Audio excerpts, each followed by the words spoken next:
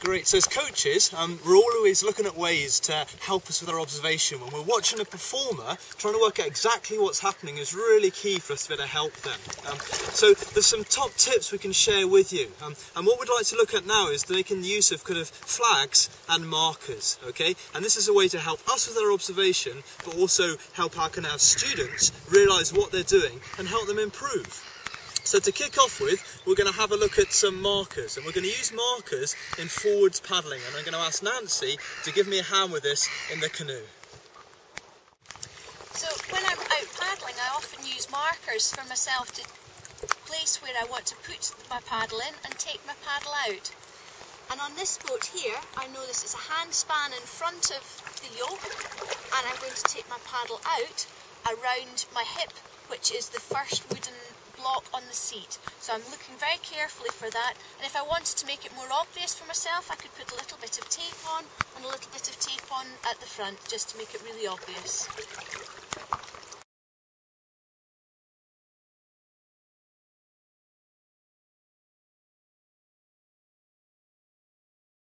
So similar to Nancy, I can use markers on a seaboat as well. And if I'm observing a student, I'll perhaps be using these markers to see if they're planting their paddle when they're forward paddling at kind of an appropriate place. For myself, when I'm forward paddling, I find the deck lines work really quite nicely. And just here, you can see that if I've got good rotation, then my plant should be pretty much exactly at this deck line here. A great marker. So we use markers to help us know exactly kind of what's happening in the performance, or exactly where we need to plant our blade as an example. Flags are similar but slightly different. A flag is when we're watching the performance as a whole, is that something is just kind of indicating that the performance could be improved, okay? Or in fact it could be indicating that the performance is spot on. So a flag is something that just jumps out at you, and you can be using it as an indicator to help you know whether it's working well or whether it could be improved. Again, we've got a couple of examples for you, and Nancy will now show you one in the canoe.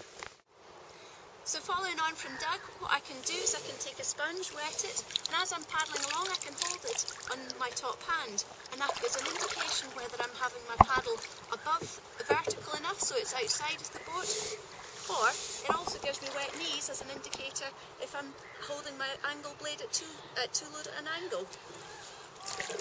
So in the seaboat we can use flags as well, and what I'm going to show you here is a flag which will allow me to know when I'm put my boat on edge as to whether the back of my boat is catching the water or whether the back of the boat is sliding nicely across the water.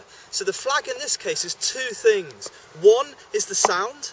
Is it noisy or is it quiet? And two is the amount of bubbles in the water. When the back's catching, that's the flag that there's lots of bubbles, and when the back's not catching, the flag is that there's very few bubbles. So have a look at the back of the boat and see if you can spot the flag, when it's catching, when it's not catching. Are there bubbles? Are there not bubbles?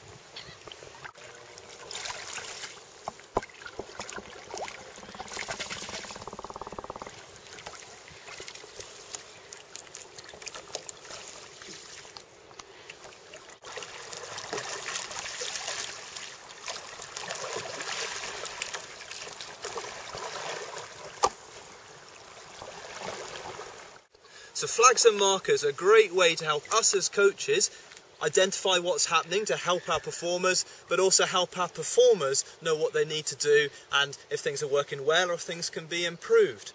Don't worry too much about the semantics of what's a flag and what's a marker. If it helps, just think of them as indicators to performance and just look for those indicators.